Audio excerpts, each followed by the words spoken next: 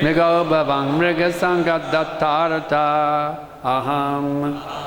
I, Prabhu, formerly, in my previous birth, Bharatanama Raja, a king named Maharaj Bharata, Vimukta, liberated from Drishtashvrita, by experiencing personally through direct association, or by getting knowledge from the Vedas. Sangrabandha, bondage by association. Aradhanam, the worship, Bhagavata, of the Supreme Personality of Godhead. Vasudeva, Ihamana, always performing. Mriga abhavam, I became a deer. Mriga sangat, because of my intimate association with a deer. Hatta artha, having neglected the regulated principles in the discharge of devotional service. Translation and purport by Srila Prabhupada. Srila Prabhupada ki jai. In a previous birth, I was known as Maharaj Bharata. I attained perfection by becoming completely detached from material activities through direct experience, and through indirect experience I received understanding from the Vedas. I was fully engaged in the service of the Lord, but due to my misfortune, I became very affectionate to a small deer, so much so that I neglected my spiritual duties. Due to my deep affection for the deer, in my next life, I had to accept the body of a deer. Purport. The incident herein described is very significant. In a previous verse, it is stated, Vina mahat padarajo bhishekam. One cannot attain perfection without smearing the dust from the lotus feet of an exalted devotee on his head. If one always follows the orders of the spiritual master, there is no question of falling down. As soon as a foolish disciple tries to overtake his spiritual master and becomes ambitious to occupy his post, he immediately falls down. Yasha prasadahan bhagavat prasado, yasha prasadam nakati kutopi. If the spiritual master is considered an ordinary man, the disciple surely loses his chance to advance further. Despite a very rigid life in devotional service, Bharat Maharaj did not consult a spiritual master when he became overly attached to a deer. Consequently, he became strongly attached to the deer, and forgetting his spiritual routine, he fell down. Vandeham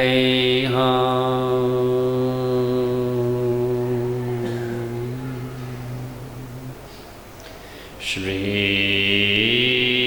Guru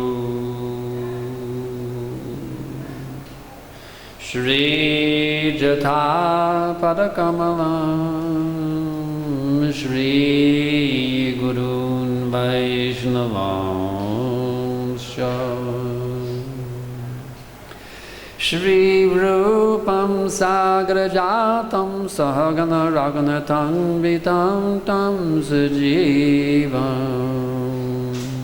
Sadaitam Savadutam Vadijana Sahitam Krishna Chaitanya Devam Shri Radha Krishna Padam Sahagana Lalita Shri Vishakan Vitamscha Nama Om Vishnu Padaya Krishna Prestaya Bhutale Srimate Bhakti Vedanta Svaminiti Namine Namaste Sarasvate Deve Gauravani Prachadine Nirvishesha Shunyavadi Paschadya Deshatarine. So, Srila Prabhupada is making the very poignant point that you have to have a spiritual master. You may be a very, very advanced transcendentalist, but if one is not solidly fixed up under the lotus feet of the spiritual master, he's in a very dangerous position.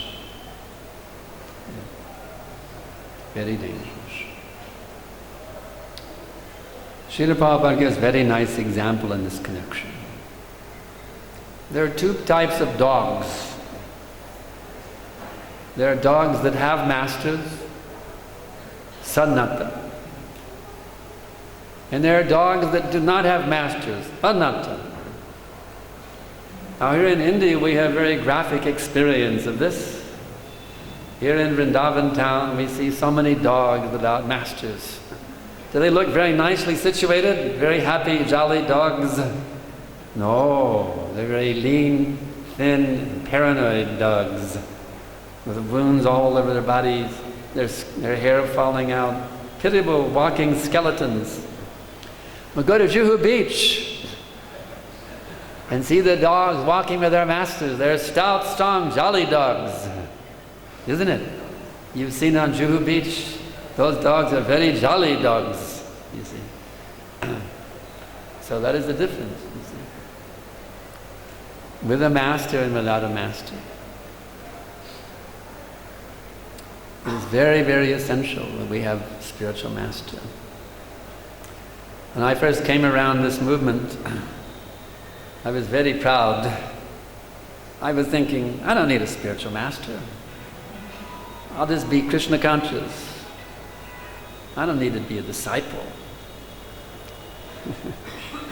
I was writing songs and singing. And George Harrison had just come out with My Sweet Lord. And I'll just do what George did. I'll write songs about Krishna. And that way I'll do my own thing. The devotee said, you should move into the temple, become a brahmachari, become a disciple. Oh, no. I'll just play my guitar and sing about Krishna. That's my idea. Even the devotees invited me, so I went and lived in the temple, not to join, but just to see what I could learn. But I was very stubborn. No, I don't need a spiritual master. I'll just be Krishna conscious. I'll be a devotee of Krishna, but I don't need a guru. So the devotees showed me, they said, actually they called me Steve Prabhu because I had done 10 BTGs one day. I got a title, Prabhu. Steve Prabhu. Look here in the Bhagavad Gita, Krishna says you have to have a spiritual master. Well, I couldn't say anything, but was I going to do it? No way. There was one thing we had to do. Going along with all the temple programs, there was one thing we had to do, and that was, when you go down to the temple room, you bow down, you see these long, long Sanskrit prayers. I mean, for a Texan, that's a pretty big stretch of the brain, So I said, well, I know what I'll do. I took a ballpoint pen and wrote it down, Nama Om Vishnu Padaya Krishna. Put the pranam mantras here on my hand. So Vishnu Jan Swami, he looked at that, he noticed I had an empty space at the bottom of my hand. He said, now you add this to your hand. I must please my spiritual master and surrender unto him fully. Well, they were trying to convince me, you see. That I had to become a disciple, not just a devotee. You can't be a devotee unless you're a disciple. That's what they were trying to beat into my dull brain, you see. But I was a holdout. I was a real holdout. But a most wonderful thing happened. Actually, our devotees in London, working with George Harrison, had made this beautiful album that we sing, we relish every morning. Govindam Mari Purusham. And of course that hadn't been introduced into ISKCON yet, but we were out on Harinam one day, and somebody from a radio station, they got a promotional copy from Alcohol Records. They didn't want to play it, but they saw us on the street. They said, let's give it to those Hare Krishnas. They'll probably like it. They on the street, they just handed us the Radha Krishna Temple album. Wow! The Beatles, George Harrison. Oh, we were in ecstasy. We took our little record player. We were playing that thing again and again and again. That record was so enlivening. So anyway, my service in the morning was to vacuum the temple room rug. And one morning I was doing my morning service, vacuuming the temple room rug, and I was hearing the second cut on that album. You may know that second cut. Samsaradava nalalita loka tranaya karyunyaganaganagadvam Mrattasya kalyana gunanavasya Vande Godo Shri Charanarvindam. So I was hearing that. I was going, wow, those devotees, they really feel something for Prabhupada. I was just amazed that you could hear in a song, you can tap into the emotions of the singer, isn't it? And I was completely overawed by the emotions of love the devotees had for Srila Prabhupada. And I was thinking, I've never tasted anything in my whole life. I have never tasted love like this. This is real love, you see.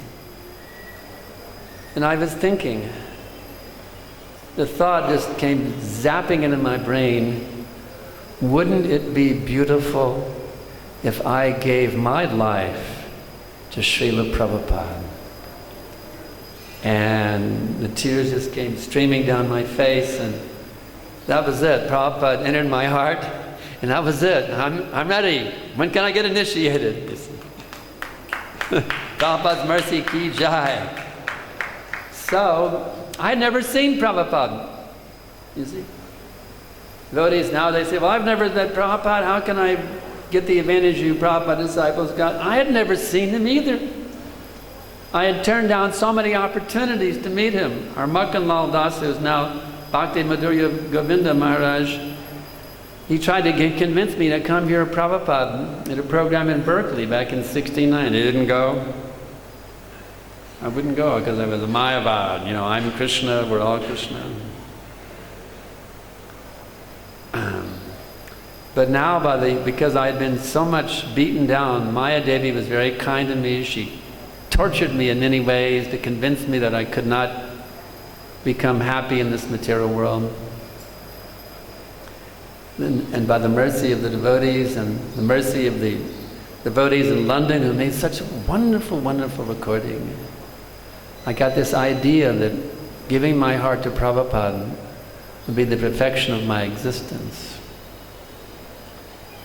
So this is actually a fact. We have to, that personal aspect is so important thing, you see, the personal aspect. The impersonalists, they want to just become God. They think they can just merge and become the Supreme by doing tapa. But what is the result of so many millions of years of tapasya? Pantastukoti shatapatsara sampragamyo vayoratapi manaso munipun so pyasti yat prapapachin yapachin tatve govindam haripurusham tamaham bhajami. I worship Govinda, the Prime People Lord. Only the tip of the toe whose lotus feet are approached by the yogis who aspire after the transcendental and betake themselves to pranayama by drilling the respiration, or by the jnanis who try to find out the non-differentiated Brahman by the process of elimination of the mundane extending over thousands and millions of years. Now wait a minute, thousands and millions of years? That's a long time. That's many, many lifetimes. thousands and millions of years. Bhaktisiddhanta Saraswati Thakur explains in his purport, they don't actually attain the lotus feet, they just get to the precincts of the lotus feet. They don't actually touch the lotus feet, you see.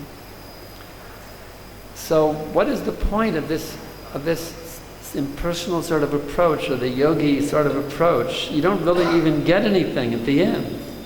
And even coming to that position of Brahman realization, you see. Aruya Krishna parang padam dada patanti yato. In this way they fall down again. Patanti means they fall. So this principle of Guru is a very important principle here. You see. But the spiritual master has to be genuine also. You see. The spiritual master is not genuine. Not only does he not help the disciple to go back to Godhead, he actually hinders that disciple on his pathway back to Godhead.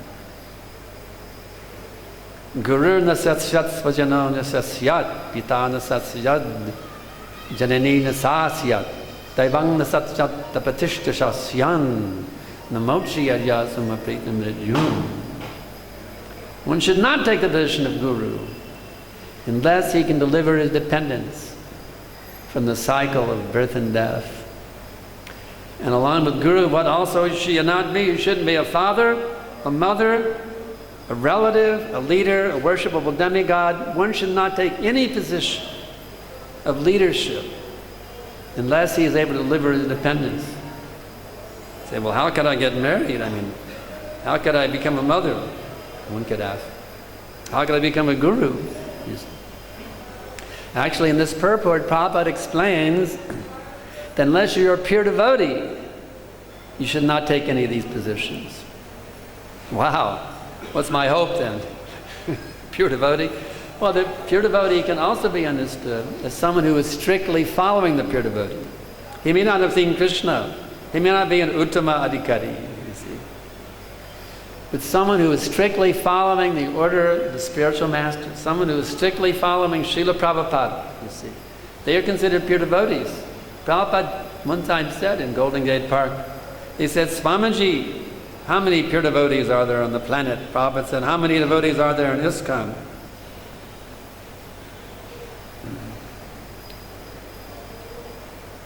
So, just being an ISKCON doesn't mean you're a pure devotee, but if you strictly follow Srila Prabhupada's instructions, then you're considered pure.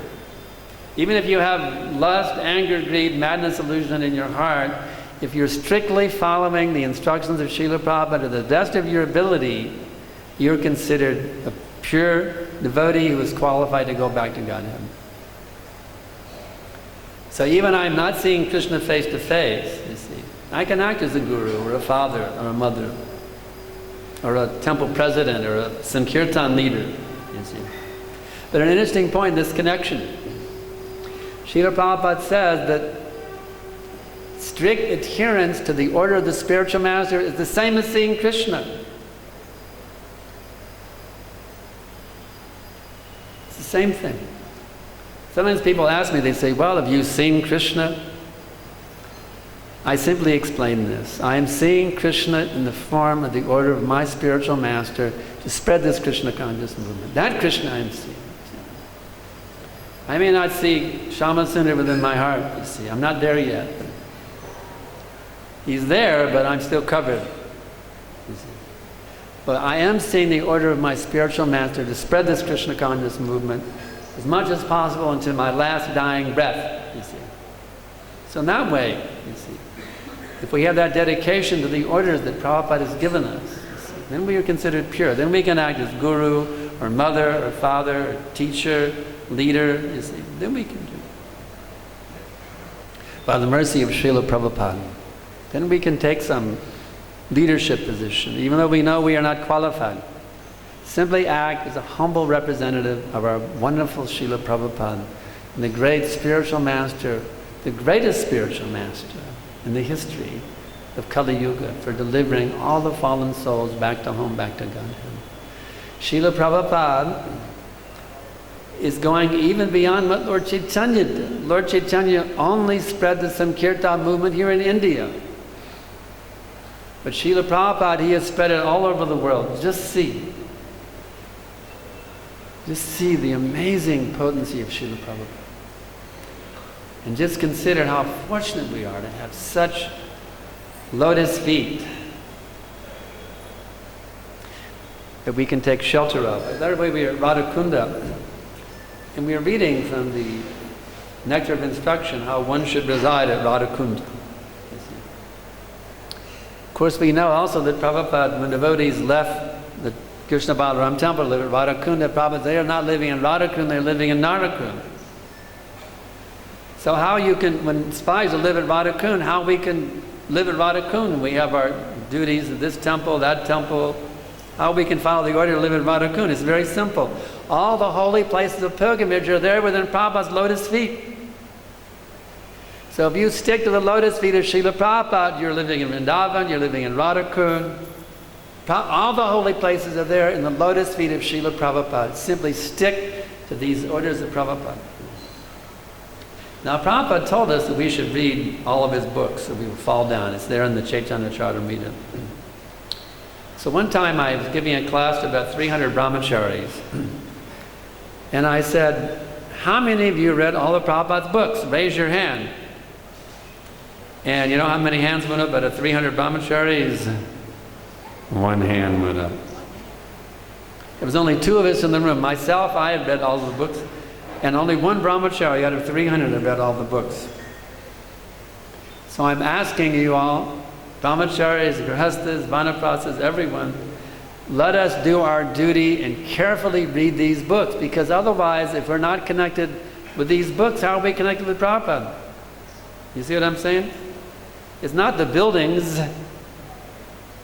The buildings don't connect us with Prabhupada. It's the instructions of Srila Prabhupada that connect us with Srila Prabhupada. You see? So we have to scrutinizingly study these books, go deep, deep, deep into the writings of Srila Prabhupada. Try to understand from this angle of vision, from that angle of vision. There's so many. This is transcendental knowledge. It's not mundane academics. Sometimes things appear contradictory because they are transcendental. We were reading a purport the other day at one of the holy places. We were reading from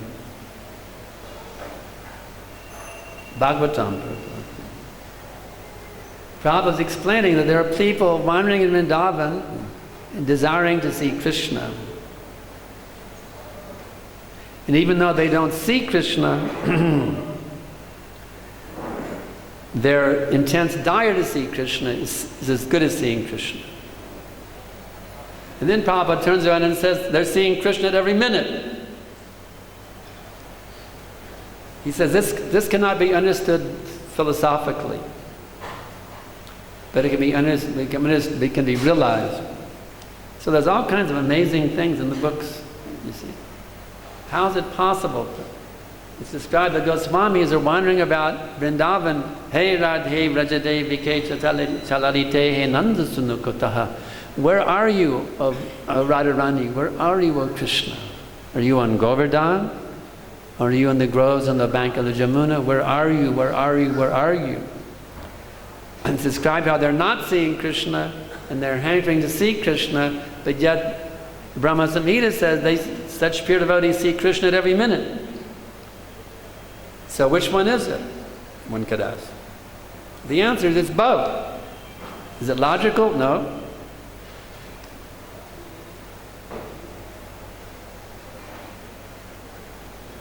But it's realized by those who come to that platform of Krishna consciousness. So there's so many amazing things that empower us to be Krishna conscious. You see, our whole purpose of being here is to become Krishna conscious, not I have some big position.